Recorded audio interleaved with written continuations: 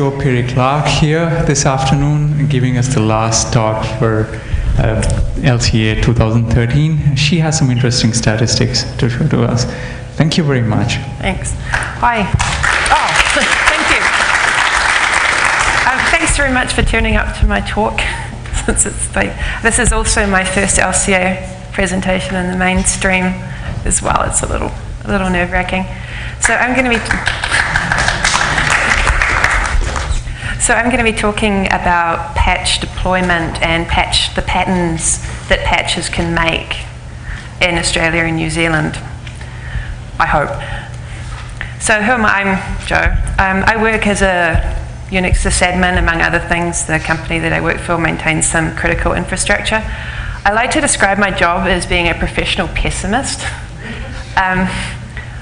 As a sysadmin, a lot of what you do is planning for disaster, hopefully before the disaster happens, because usually when it happens, everyone's just sort of running around shrieking. I'm also a recreational doomsayer, I suppose. I talk about security a lot, and not a lot of people listen all of the time. I also am partially responsible for KiwiCon, which is New Zealand's best and only hacker conference. It's a bit silly. Although those guys are New Zealanders, so the Australians actually not that much better. Valid URL. So as I said, I work as a Linux sysadmin. I work for Catalyst IT. They sent me here, and thank you very much for sending me.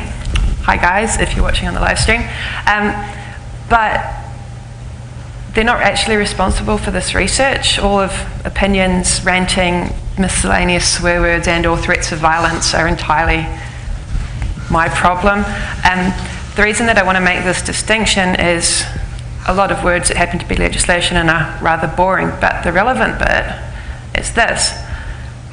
There is no case law in New Zealand for this yet, so under some interpretations, depending on a malicious reading of it, it could include Google's search bar, for instance. It is recklessly showing you how to download software that could be used to commit a crime. And what I'm talking about today could also come under this category, depending. As I said, there's no case law. If you ask a lawyer about this, then they kind of go, oh, hell no, and then they won't talk to you anymore. So, what this is basically is a weaponized Nmap scanner that has got a web front end on it. I think it's nearly up to version 3.3. Goes through, I think, the top. Scans by GeoIP. There's a lot of ways just to determine what is a country in cyberspace. So we just outsourced the problem and made it MaxMind's problem instead. It looks something like that. Import scan country. Python is awesome. And then you go through and you list all the ports that you want it to look at. The web interface looks kind of like this. You can see the host stats here. Like for Australia, I think we got 4.2 million hosts. There is a host of the day, which is conveniently running ProFTPD. That may be unpatched, I'm not sure. There are a bunch of potted searches here, so you can say, look for writable SMB shares, LDAP, anonymous LDAP binds, that kind of thing. I think we got, about 7.2 million hosts in it now. And application layer data for 40 points. Is it just me, or is that shaking a little bit? Across. Okay. It also does graphical banner grab. There's a little Python mouse wiggle coded in to get past people's screensavers. Occasionally you find people logged in, which is really, really disconcerting. So if you're a terrible hacker, cyber terrorist, that kind of person, you would probably use it for target location. You'd say, give me a list of things that I can exploit. If you wanted to bust out a worm or something really quickly, you can use that. or scope expansion. You can say, well, the company that I'm doing a test for, or the company that I'm trying to access, I know that they've got this stuff, but if I look around, say, shared SSL certs or org numbers, that sort of thing, then I may be able to find another way to get a toehold on their systems. For Blue Team, it's really good at finding out what your actual perimeter is. There's always going to be some orphaned or legacy boxes on your network. I think we found one that was about 3 corporate takeovers old, and you could still sign up, and the form still worked for them to send you an actual floppy disk with the internet configuration on it preloaded for you. It was kind of sweet. It's also good as a sysadmin because you can look up your stuff and then you can look up your friend's stuff and then laugh at them. So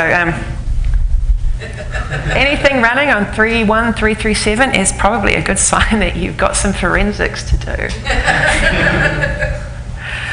But however fun it is looking for outliers and looking for and stuff for particular organizations, particular companies, as I said before, it's got like, I think 7.2 million active hosts on it across all of those countries. 4.5 million application layer records for the 40 most active ports. We've been scanning New Zealand for about, a loose consortium of concerned people has been scanning New Zealand since about 2009. So there's a lot of information in this database. And so however entertaining the outliers are, they're not the majority of the data set. And so I was wondering what's getting lost. Are there any large-scale patterns that I could possibly identify if I look at this data set? So I decided, is it possible to identify the operating system and the patch level via the banner grab? Its actual name is low-hanging kiwi fruit, but I'm just going to refer to it as LHKF. And if I can identify the operating system and the patch level, what does this look like? Does it look like anything? Is it kind of random? Are there any patterns at all? Is the lack of patching a pattern in some cases? I chose patching because of the DSD strategies that were mentioned in a couple of talks before, I think. And the original document they were the first and second, patch your operating system, patch your application. And the most recent revision, they're the second and third. So it's something that the DSD takes very seriously and right up there with application whitelisting. And I would probably thank them if they could actually identify who they were. They probably can't. But it's also a sign that someone's looking after the system. At some point there is a list of machines somewhere and someone is going through and marking them off and saying, well, yeah, we'll patch that one, that one's up to date. I realise that this is problematic because I'm not going to ask people to put up their hands, but I have occasionally heard that it's too critical to patch, we can't afford it to be broken, we can't really arrange an outage window as fast as you would like, that kind of thing. So it's not a perfect way of checking that the box is on someone's radar, but it's pretty much all I can get without like knocking on people's doors and telling them to give me the info. So, for the first question, can you identify the operating system and the patch? And the operating system, the patch level, running applications, Bellogram. Kind of. Sometimes it's surprisingly hard to find. I thought someone would have maybe come across this problem before and made some useful tables that I could just import, but no. And in searching for the strings, I found some interesting stuff, like this particular string here. It's not really very confidence-inspiring when the first one is a post on full disclosure, and second to asking about how to hack it. But I harassed other sysadmins to tell me about this, find out the strings from their systems. I ended up spinning up a couple of my own VMs. So I got it mostly. There's problems with custom banners. It's about 300 of these on the Australian internet. I don't know why, but I don't know what that system is particular, operating system or patch level that's running at, and they don't really seem to be that friendly. Other things may float around inside an ISP modem pool. Like it'll be the same host, but it'll be coming from a variety of different IPs by scan. So I'll get like duplicate records for what is effectively the same host. Another problem is configuration settings. But it's not really a problem because in my usual job I would force people to put this into the deployment. So this, which is one of the most, this is from the data set, this is real. It's very, very chatty. But if you go there and set that, all of a sudden all you get is Apache. So there's, depending on how the boxes are configured, I may not be able to tell. There is also variation between services on the same operating system. You can use this to correlate, which is pretty useful. Say Microsoft IIS 7.5, but if you know the box is also running SendMail, this here is a Windows Update status string as well. You can get an exact patch level from that. So there's also non-unique banners. CentOS, Fedora, OpenSUSE, we use the Open SSH banners, or they could also be an embedded device or a custom compiled binary. You can also correlate with them. There's Apache banners, for instance. CentOS, Fedora, OpenSUSE also all have unique Apache banners, so from there you can infer stuff about the SSH. And also non-standard ports, which I haven't really got into because, as again, they're probably outliers. The majority of the data, I suspect, is kind of glommed in the middle. And I made a lot of spreadsheets, and it was really boring. A lot of spreadsheets. Just matrices of strings relating to particular distributions. And so, what does it look like? Like that. But yeah, so, okay, whistle-stop tour through ports in Australia and New Zealand. SSH port 22 is missing. Okay, so what that is supposed to be is a graph showing Debian and Ubuntu versions in New Zealand scanned over time. Basically what you get is huge spikes where the distros come out for both of the operating systems. For Debian, and you can see them moving forward a bit as more hosts get deployed, and they're up to date when they're deployed, and then they kind of bit rot back, and some fall off, and some get patched. But I found it pretty interesting that Debian always has a little bleeding edge here. They have most of the Debian stuff makes kind of the same pattern, and they always have a little bleeding edge of people running unstable or testing.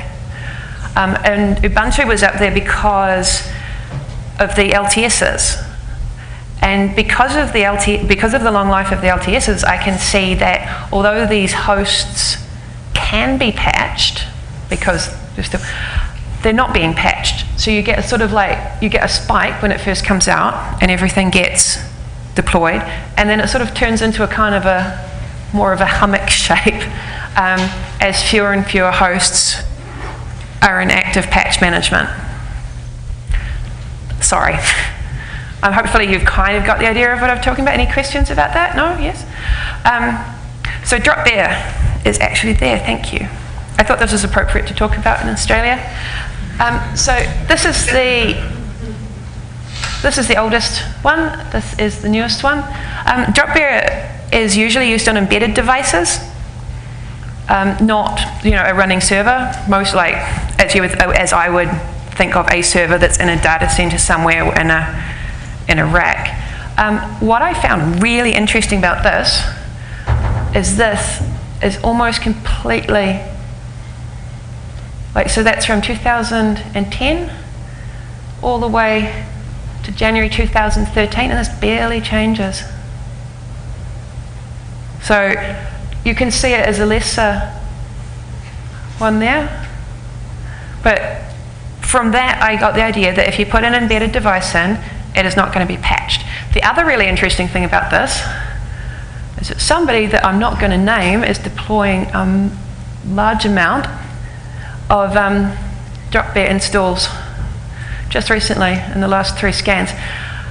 That's interesting for a rather worrying reason, in that this particular version of drop bear is from 2005.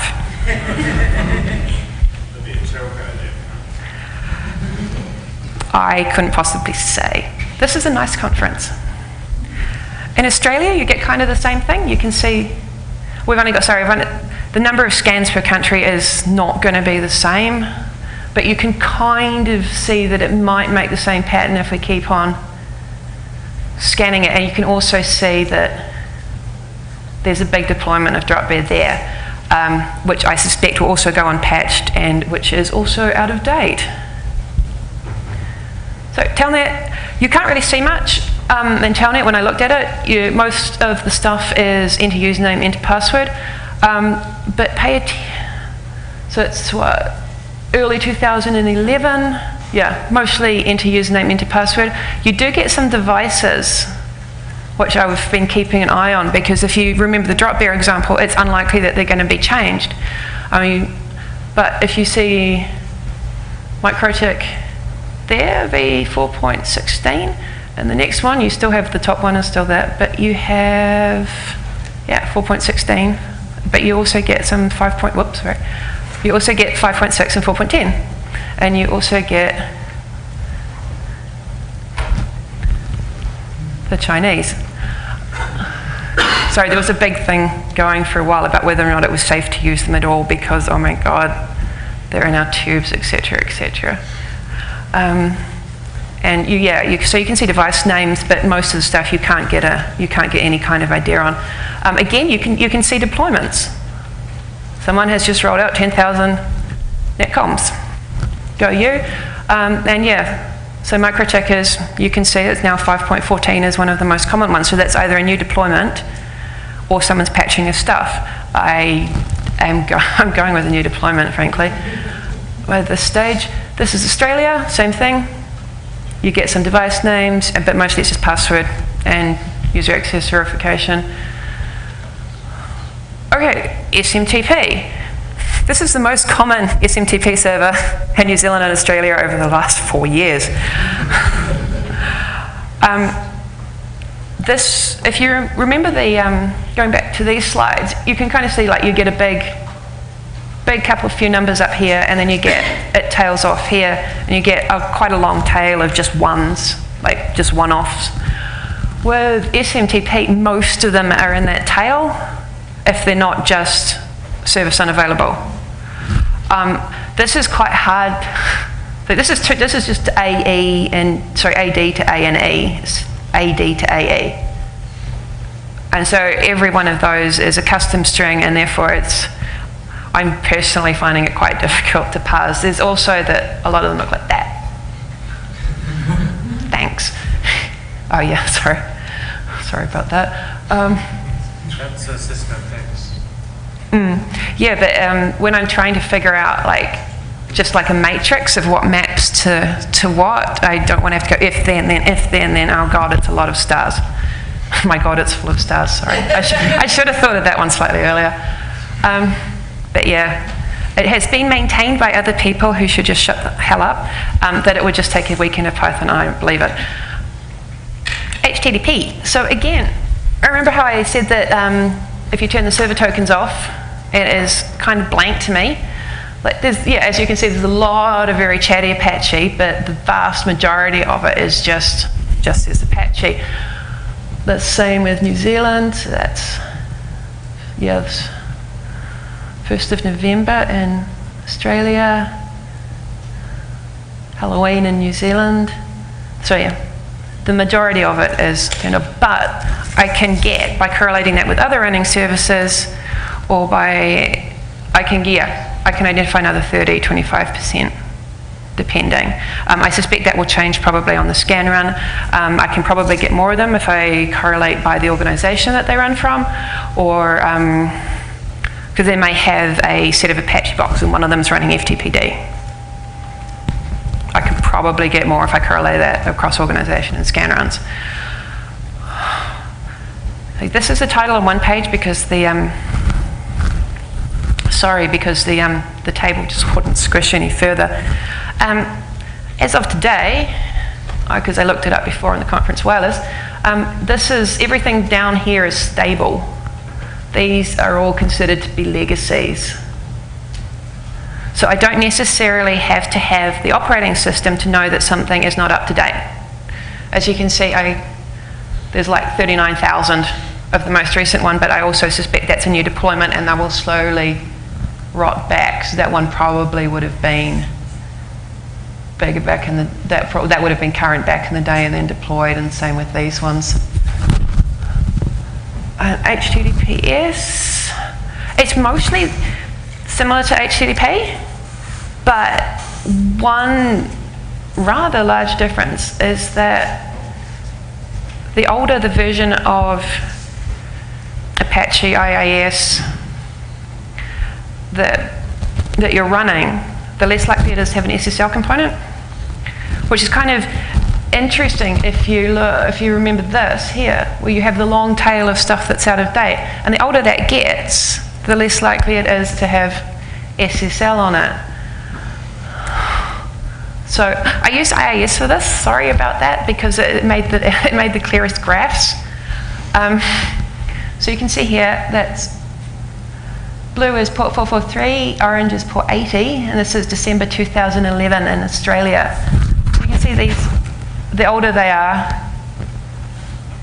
the flatter or the less records I have for port 443. And you see those, it's not being kept up to date. Again, that deployment is falling behind. And so a year later, you can still see there the later versions are still the ones that are unlikely to be running SSL.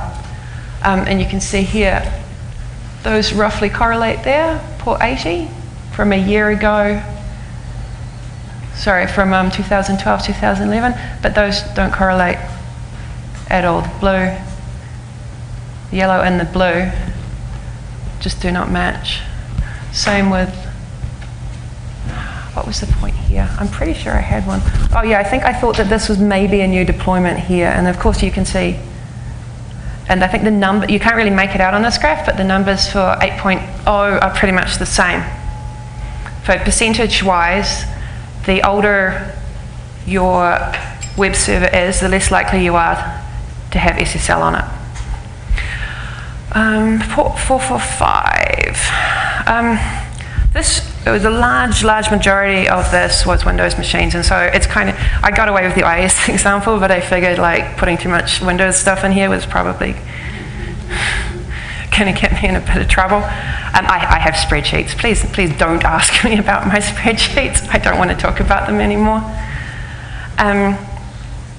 But I did spot, again, a rather large deployment that tracked over 3 years of stable numbers of things in New Zealand. And you can see here that they're running Dropbear, which we've established is usually an embedded SSH daemon. And there we have micro-HTTPD, which is usually an embedded web server. It says broadband router. And for some ungodly reason, they are all running Samba on the internet. Not only that, they're running Samba 3.3.4, which is from 2009. So by this stage, I was beginning to get very angry at everybody, including myself. We've only done one scan run so far of port 53, so I can't really say much about it yet, but the patterns do kind of check out a little bit. So I've made some predictions about what I'm going to find there when we keep on scanning it. There is a lot of very chatty Red Hat boxes. Thank you. They will be easy to track. So we'll see what kind of patterns they make in, say, the next year, the next 2 years, the next 3 years, assuming I don't get picked up on the way out of the lecture theatre. I'm unsure about this because DNS is usually considered to be a critical service. The internet relies on DNS. Thank you, Dan Kaminsky. You were very helpful. So I'm kind of predicting that they will get, say, updated a lot slower. They'll say lag behind SMTP, because everybody knows if your mail gateway gets owned and people can't get their email, and then there's running and screaming and monkeys, and people are like, can you tell the email's not working, I can't get my email, and you just want to go away and find a blanket and stick it over in your head. Not that I am remembering anything. So, what next? I mean, there is a lot of data here. I am in no means an expert in trying to make patterns out of it. I'm not to an extent, I don't want to say that the patterns I've got or the information that I've got is invalid, but I would really like to know if the theories that I've got will track for future scan runs. Can I now predict patching patterns? One thing I'm pretty interested in is quantifying the changiness of a particular service or service by operating system, or you could, even if you're particularly vicious, you could do it by organisation. Does this organisation patch their boxes often? How often do banner strings change in a, say, in a methodical fashion? Does it go from the same string, say, Apache blah to version Apache blah 0.1 to Apache blah 0.2? I think this should be possible to do, but I'm not a statistician. I am going to go and find one and make them help me, probably for free, sorry. I'm also not good at data visualization. Most of those graphs are from Open LibreOffice, and there will be more spreadsheets. But, so, there is a persistent problem with simple passwords. Everyone in this room knows that what we like to think of as stupid people set stupid passwords. Every time something gets hacked and ends up on Pastebin, and you look at the password and 123456, blah, blah, blah, and you know about that. I would argue that patching is kind of like our version of simple passwords. It's also maybe analogous to backups. We all know, and it doesn't happen. For the purposes of this research, I don't care why it's not happening. I'm just reporting trends that it's not. There's probably a lot of reasons that people don't do it, but it's out the scope. One of the most clear examples I got from about this was in Belgium, actually. 6 months between runs, and I think smack in the middle of it, Lenny went end of life. That's what it looked like before it went end of life. So, as you can not remember from the graph that I didn't have, there are little humps here where the main versions come out. There's like bits and pieces in between. At this scale, you can't really make out the little bump there from like the bleeding edge of Debian. And then Lenny goes end of life, and this happens. Drops by, I think it's like just over 100 boxes, so about 10% either disappeared or got upgraded. But you can see, here that the most recent boxes got patched. So I highly suspect that the longer a box goes unpatched, the more likely it is to keep on going unpatched, and it's just going to stay there, and nobody is going to want to touch it or do anything, because presumably either these are doing something important or everyone's forgotten about them until the hardware dies. But that is really, really depressing.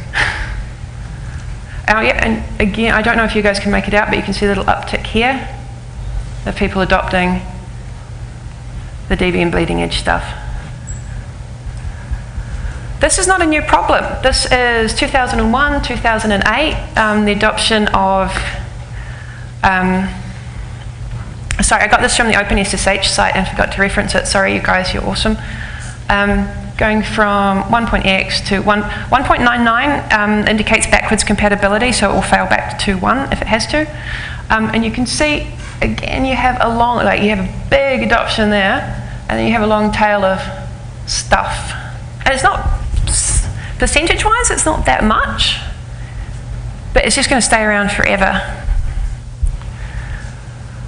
And then we've got the embedded problem, in which I strongly suspect that every time an embedded system goes in, it will never get patched again. Has anyone patched an embedded system at a large scale here? Anybody?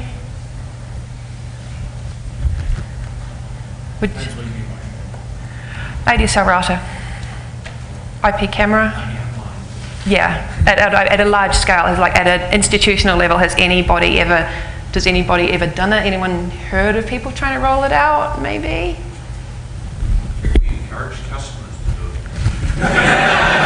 Like actually encourage them. Gave them a web page where they can click. Yeah. Remember that legacy system that I was talking about before? The one from 3 corporate changeovers ago? They added a check for updates feature in the last router. So in the last? The last one I bought, I logged into it, and the very first thing it did, you didn't have to go looking in obscure menus. It did I'm checking for updates. So that was Netgear? Netgear? Yes, Netgear. Okay, so sorry, for the record, he said that he bought a Netgear and it was automatically checking for firmware updates as he installed it. No, when I logged in. When you logged in, sorry.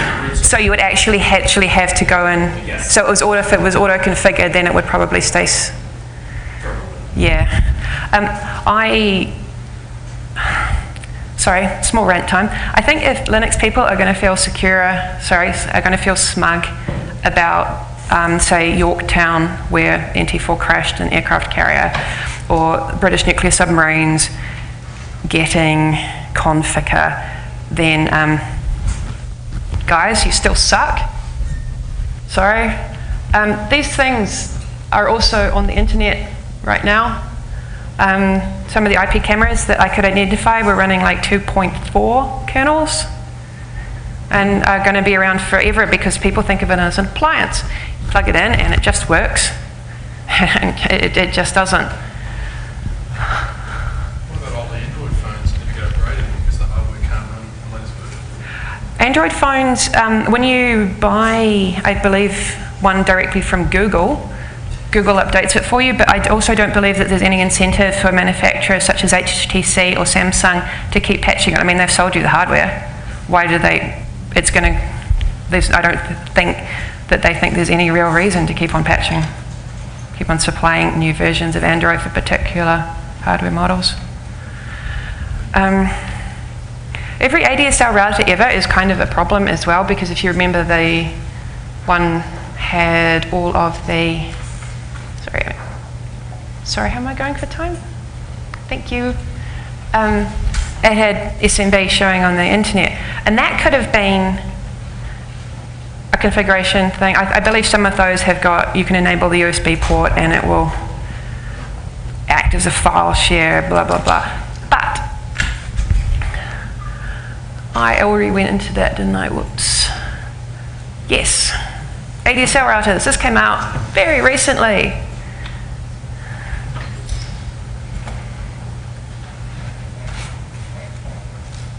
And if you remember the string at the beginning that I was searching for, where the first hit was full disclosure and the second two were how do I hack this, UPnP was in the string that I was looking for. And those are pretty much on the internet, well, on the Australian and New Zealand internet, to the best of my knowledge. Those are all ADSL routers, and they are probably pretty much all vulnerable, and they will remain vulnerable until solar flares and zombies and the cyber apocalypse are actually taking out the entire residential internet. All of the residential internet connections would make a pretty good cyber apocalypse. So I have time for the waffly bits at the end. Yep. So who else would be using this data? That would be bad people, pretty much people with black hats, spooks, shadowy government organisations. The people involved with this project are motivated amateurs, but they don't get paid for it. It's as you can be bothered in your free time and your weekends, so if you burn out, then it's just not going to get touched. And it's nearly on version 3 now, and there's somebody actually probably actively working on it as I speak. I'm not saying that it's easy or that it's trivial, but this is not an insurmountable technical problem. And with the amount of money flying around that you could make from this by selling lists of targets and then selling the exploits, there would be a strong incentive for these people to do so. It is very possible to do that. And I believe there was something in H.P. Gary's mail spool suggesting that you could sell a list of targets by country code for a few $100,000 US, and subscribing to the O-Day exploits for those was a few $100,000 more.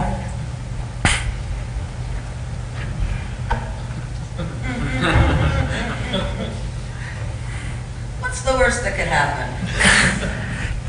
Samsung's bringing out a fridge that's got Android on it. Do you trust those ADSL routers to provide, to an extent, I think that we're protected now because there are a bunch of them that are not doing network address translation. I believe if they were capable of it, a lot of stuff would just sort of start appearing on the internet. One of the other things that's quite visible is an uptick in home NAS solutions. You plug them in, they say, you should back up your stuff through the web interface. You do that, and then they turn up on the internet with readable shares on them because they just want people to back stuff up. That traffic is not getting blocked by the router, and it's ending up on the internet. And I think people are protected from that because some of them aren't. IPv6 is going to take all of that away, and it's going to add your fridge, your toaster. It's going to be a terrible thing. Yeah, what could possibly go wrong? Anybody? Apocalypse. Can I drink now? That would be great. Quick question: does the scan on the SSL, does it pick up the certs or Yes, it does. So could you correlate something like the certs that look like they're expensive and paid for and with Yep. big companies Yep. against the patch levels because they're hopefully getting PCI scanned anyway, Frank. or vice versa because they're in Yep. giant horrible Other things. things we could look for are, say, MD5 collisions, so you have two legitimate certificates with the same fingerprints, or we could look for expiry dates.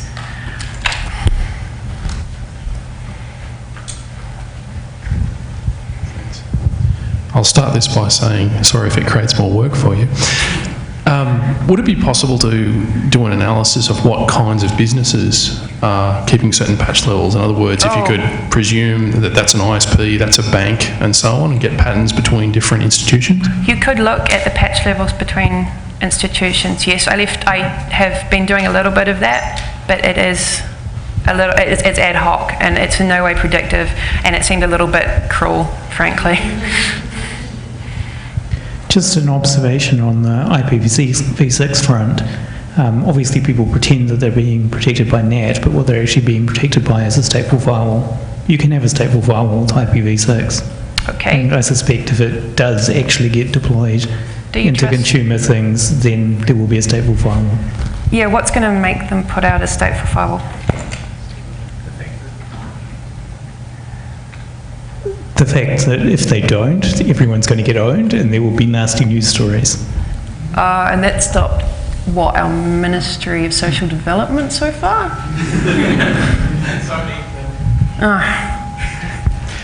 You're probably not trying to actively exploit any of these old patch levels that you find because that crosses a boundary. No. It would be interesting to see if you put naked, unnatted IP address on your on a server on the internet. If you were being scanned by from any of the IPs, which you're finding were at the older patch levels, you could infer that they've been hacked by somebody who's trying to send out spam mail or... Yeah, that would be like making a network telescope or something, and then trying to pick up individual scans. Sort of like the inverse of this, I suppose. Is outside the scope, and it would be really interesting, actually, but I don't want to think about that, right? Too many spreadsheets. Just following on from the IPv6 comment, second before last, every consumer router I've tested that supports IPv6 doesn't include a stateful firewall. Oh, look, I'm so surprised. I haven't tested every consumer IPv6 router out there, but everyone that I have has no support whatsoever, so we rely on the fact that every consumer device itself does firewalling, which includes Windows, thank goodness, but nothing else that I've seen. It's the sort of thing where I would quite like to be surprised, I think.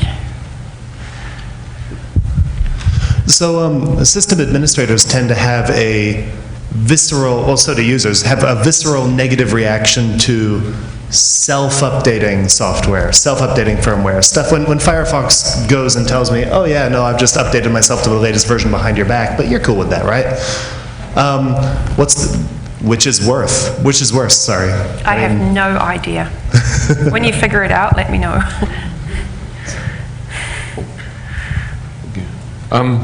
I just did what was suggested when I came here, put up a small firewall before I plugged my laptop in, and with some grepping, I'm logging all the rejected packets, but with some grepping I got it down to other sites trying to call me, so I threw away the broadcasts and the multicasts and stuff that wasn't going from my address, but I saw anyway for some reason.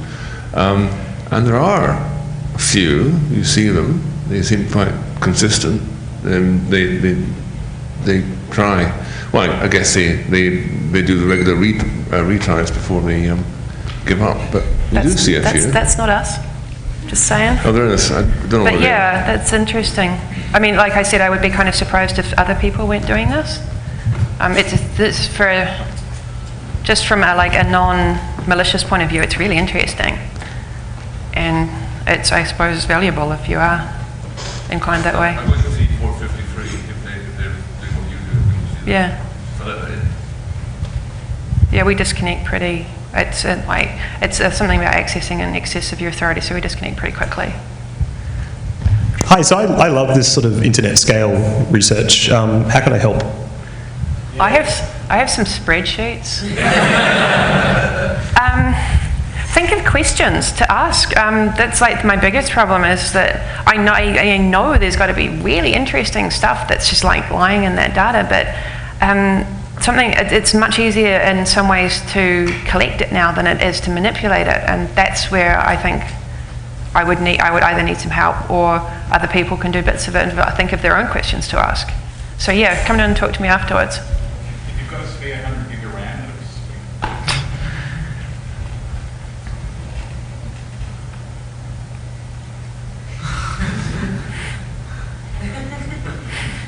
That was the what can possibly go wrong face. Anyone else? No? Cool, thank you for actually thanks for turning up at the end of the day. I hope it was worth it.